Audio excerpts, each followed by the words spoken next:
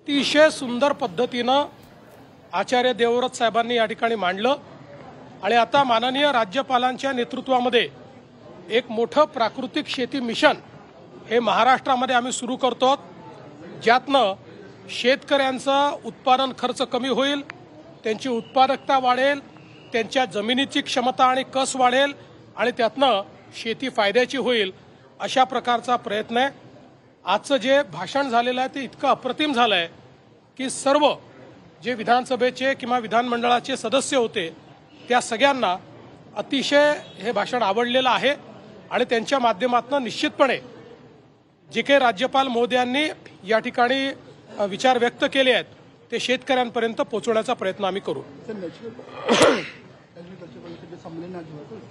ठीक है, जो प्राकृतिक खेती के संदर्भ में महाराष्ट्र के राज्यपाल जी आचार्य देवव्रत जी का आज व्याख्यान हुआ है, वो इस क्षेत्र के तज्ञ यानी एक्सपर्ट माने जाते हैं। आज किसानों का लागत मूल्य बढ़ रहा है क्योंकि हम बहुत बड़े पैमाने पर रासायनिक खेती कर रहे हैं, उसको नेचुरल खेती की ओर कैसे ले जाए, हमारे ज़मीन की जो उर्वरा की क्षमता है उसको कैसे बढ़ाया जाए, हम ज़्यादा उत्पादकता कैसे ले, ज़्यादा प्रोडक्टिविटी हमारी कैसे बढ़ाए और कम खर्चे में उसको कैसे करें और नेचुरली कैसे करें, इस सारी चीज़ों के ऊपर बहुत सुंदर विचार उन्होंने हमारे सामने रखे।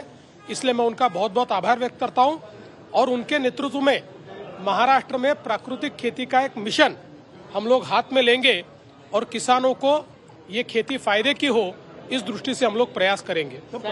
जब पडळमध्ये घटना घडली डॉक्टरने सुसाईड केलं त्याच्यावर आता सगळी कारवाई झालेली आहे आणि त्या संदर्भात सांगू, आज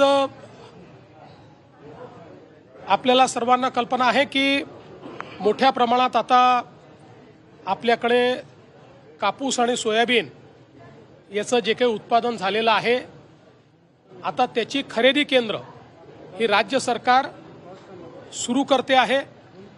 या संदर्भात पहिल्यांदा आपण नोंदणी करतो, याची सुरुवात 30 तारखेपासून आम्ही करतो। त्यामुळे सर्व शेतकऱ्यांना माझी विनंती आहे की कोणीही हमी भावापेक्षा कमी भावामध्ये व्यापाऱ्यांना माल विकू नये। आपण सगळ्यांची नोंदणी करणार आहोत आणि सगळ्यांचा माल हा आपण खरेदी करणार आहोत। त्या संदर्भात नाफेड असेल, केंद्र सरकार असेल, आपला पणन विभाग असेल, सगळ्यांनी मिळून राज्यभरामध्ये मोठं जाळं खरेदी केंद्रांचं आपण तयार केलेलं आहे। CCIच्या सोबत देखील आपण त्या ठिकाणी टायअप केलेला आहे आणि म्हणून माझी सर्व शेतकऱ्यांना विनंती आहे की हमी भावापेक्षा कमी भावामध्ये कोणीही आपला माल विकू नये। त्यांनी सरकारकडे रजिस्टर करावं आणि सरकारला तो माल विकावा किंवा सरकारी केंद्रावर द्यावा। जर व्यापारी हमी भावाने तो खरेदी करत असतील तरच व्यापाऱ्यांना तो माल द्यावा।